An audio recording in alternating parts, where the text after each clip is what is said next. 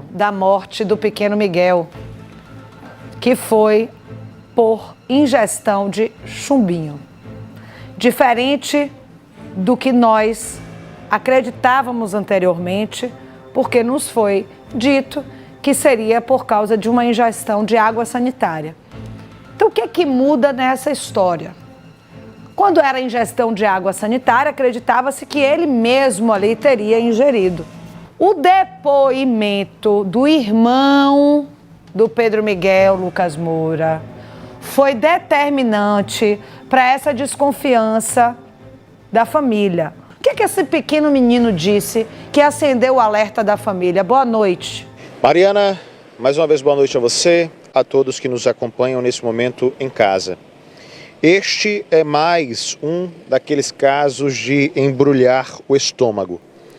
Ele, de acordo com o que disse o irmão, já respondendo à sua pergunta, teria nessa festa, com mais de 40 pessoas, consumido uma bala.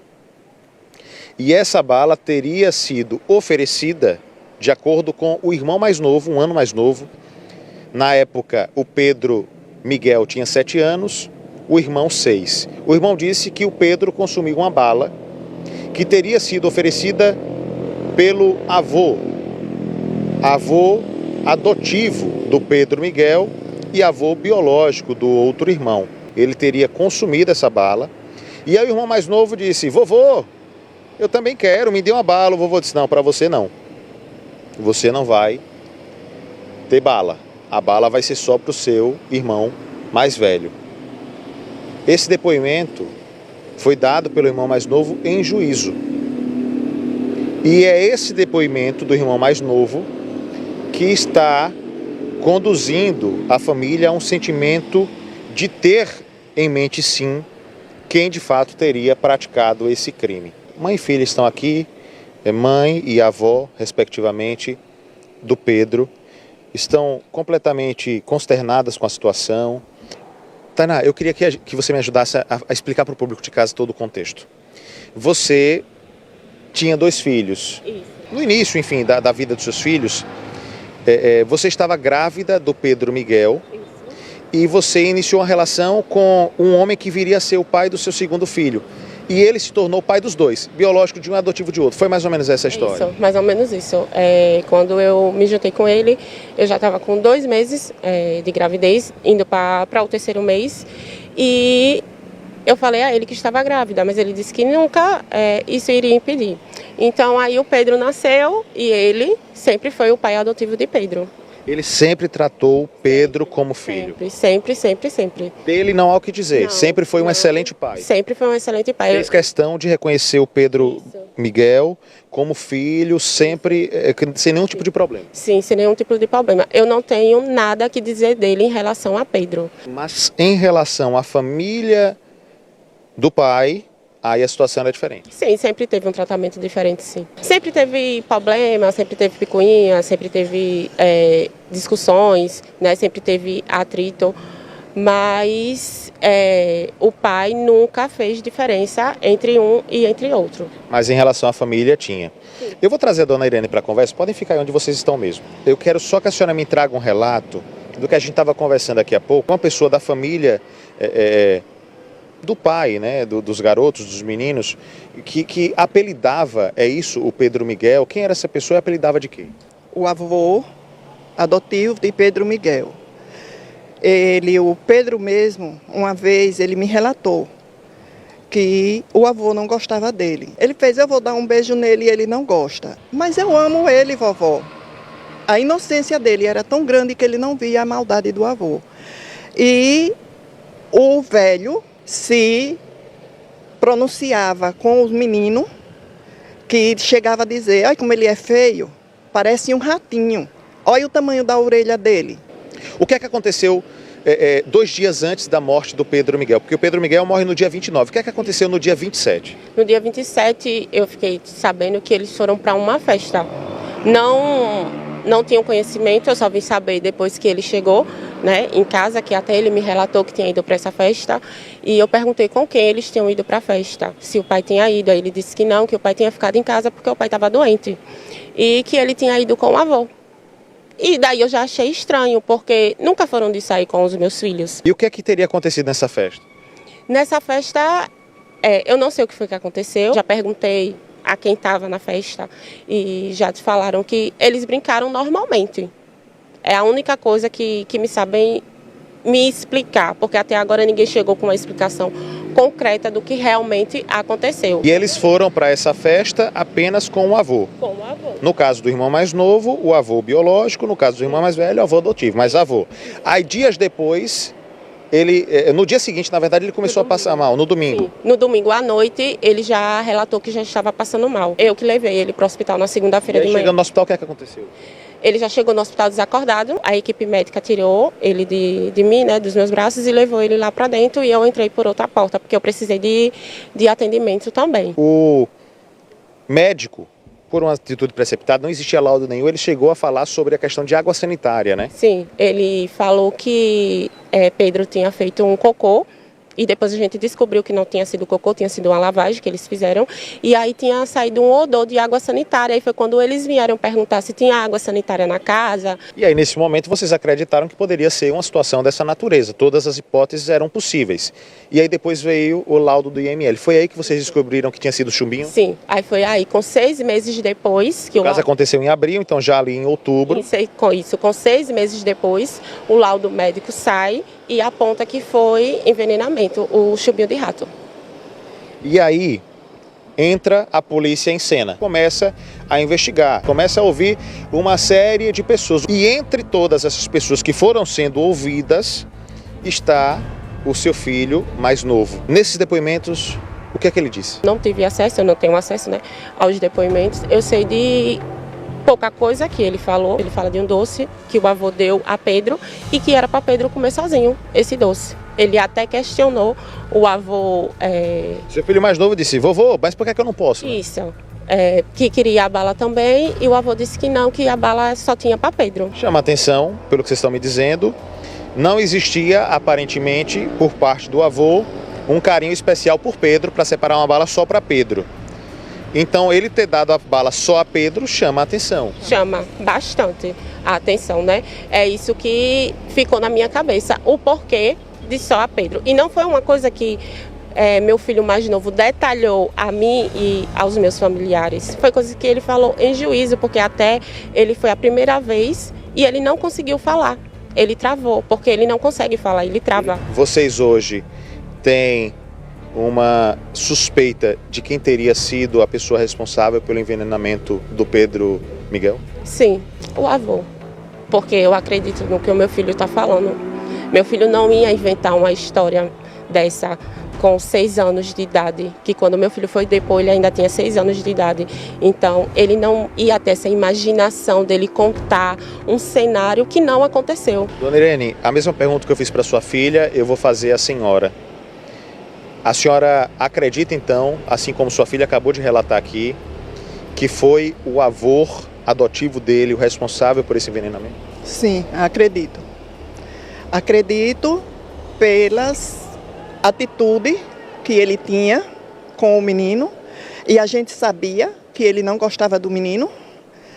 Então, eu acredito sim que foi ele. Eu enterrei o meu neto. Não foi um rato. E mataram meu neto como um rato. E eu quero justiça. É um depoimento muito forte, de fato muito emocionante. É um pouco daquilo que eu já relatava, Mariana, aqui no início da minha participação. A gente tem um compromisso aqui sempre com trazer todas as versões. Eu quero ressaltar que nós entramos em contato também com a Polícia Civil. Nós temos da Polícia Civil a resposta de que o caso está sob investigação, que as diligências estão sendo realizadas, mas que até o momento, é o que diz a Polícia Civil, não há ainda indícios suficientes que liguem qualquer que seja uma pessoa à autoria do crime. É o que diz a Polícia Civil. Agora, dessa família, Lucas Moura, eu queria saber o seguinte: Como é que tem sido esses dias em relação à família? Como é que o pai tem se posicionado? Como é que esse avô tem se posicionado? Porque tem uma outra criança aí nessa história e como isso aconteceu há muito tempo, quero saber se eles estão tendo contato, como é o posicionamento deles, né? Dessa família paterna. Mariana, questionamento extremamente importante, eu vou fazer aqui para que elas possam responder, mas só para que não me passe pelo sentido, uma outra questão que tem que ser ressaltada é o seguinte, que a gente estava conversando aqui antes, inclusive, há também uma solicitação, além da justiça, de que seja feita a justiça por parte delas, que é da liberação do prontuário médico do hospital, que vocês até agora não recebeu, apesar das solicitações. Não, a advogada já solicitou, a doutora Mona Lisa, ela assumiu o caso, né? Tem 4 meses que ela está em frente aí ao caso e solicitou ao hospital o prontuário dele e até agora o Hospital Zé Franco, não... Zé Franco, Nossa Senhora do Socorro. Nossa Senhora do Socorro, não mandou o prontuário para ela. E aí eu gostaria de saber o porquê dessa demora toda. É inadmissível, né? É inadmissível. O hospital, ele tem o dever de passar os dados, as informações do prontuário médico ao paciente, ou à família do paciente nesse caso, porque nós estamos diante de uma criança que morreu por conta de um suposto crime, de uma situação em que o prontuário médico é de extrema importância. E aí, Mariana fez questionamentos importantes, e eu vou retomar a linha de raciocínio que a Mariana estava trazendo, que a Mariana trouxe aqui perguntas que são extremamente importantes para que a gente possa entender. Como é que está essa relação, né? Como é que é hoje, eu vou até perguntar isso para a senhora, dona Irene, a gente estava conversando aqui há pouco, como é que é hoje a relação do filho mais novo com o pai, o que é que o pai diz, né? Como é que é essa situação, existe essa relação, existe também uma medida protetiva, explique para a gente, por favor. A relação do mais novo com o pai não está tendo, porque o pai do meu neto mora com o avô do meu neto. Então, como a gente ia deixar esse menino ir mais para a companhia deles? Então, a gente seguramos até onde podemos segurar. Quando a gente não conseguiu mais, então ela foi e pediu uma medida protetiva da criança. Então a criança não pode, ele não está pegando mais o menino. Inclusive ele está sofrendo muito com isso. Ele, o pai. O pai do menino biológico. Está sofrendo. Está sofrendo muito. Ele chorou, toda vez que ele conversa comigo ele chora. E ele diz que tiraram um pedaço dele. Arrancaram um pedaço de mim. Está falando sobre o Pedro, né? Sobre o Pedro. E eu disse a ele, eu pedi a ele, como eu já tinha desconfiança de quem tinha sido, o pai dele, então eu disse a ele que ele era bom, ele ia se preparando. Ele disse, eu já cheguei a perguntar a ele se ele desconfiava de alguém da família. Ele disse que não, que até hoje ele está de luto. Sofrendo porque perdeu um e sofrendo porque não pode ver o outro. Tainá, eu já vou devolver para Mariana, mas eu queria trazer uma última fala sua nesse aspecto. A pergunta que a Mariana fez já está respondida. É uma situação complicada de fato, diante da suspeita que vocês apontaram, medida protetiva. Eu queria saber de você, Tainá, é esse sentimento mesmo? É um pedido por justiça, né? Como é que está seu coração? Como é que você está fazendo para poder lidar com tudo isso esse tempo todo? É difícil falar, né? Eu só quero que a justiça pelo meu filho seja feita. Porque tiraram uma vida minha, pararam com a minha vida, me destruíram. Não destruíram só a vida dele, destruíram a minha vida, a vida da minha mãe, a vida da minha família, a troco de nada. Então se hoje eu estou aqui, botando a minha cara a tapa, não é por causa de raiva, não é por causa de briga, não é por causa de ódio, eu estou aqui falando o que o laudo médico apontou e o que o depoimento do meu filho está apontando. Então, eu só peço que a justiça, pelo meu Pedro, seja feita. Só isso. Eu agradeço o depoimento das duas, eu não vou me prolongar mais. É muito triste e a gente reforça aqui esse pedido por justiça. De uma forma ou de outra, que a polícia trabalhe e que consiga identificar, de fato, o responsável por esse crime ou por esse suposto crime, enfim. Mas que essa situação seja resolvida para que essa família possa ter pelo menos um pouco de paz. Então eu volto com você. Agradeço, viu, Lucas, pelas informações. Desejo força à família. Lembrando mais uma vez que, apesar desta família estar denunciando isso, essa versão do pequeno filho, irmão do que morreu, apontar aí para esse avô que não deixou ele consumir a bala, deixou só com o outro a bala, o pai desta criança, tá? Este pai por adoção não tem nada a ver com essa história. A família pede sempre que a gente reforce isso. Apesar de apontar essa suspeita para o avô paterno, o filho, que é o pai desta criança, não tem nada a ver com essa possível atitude do pai dele.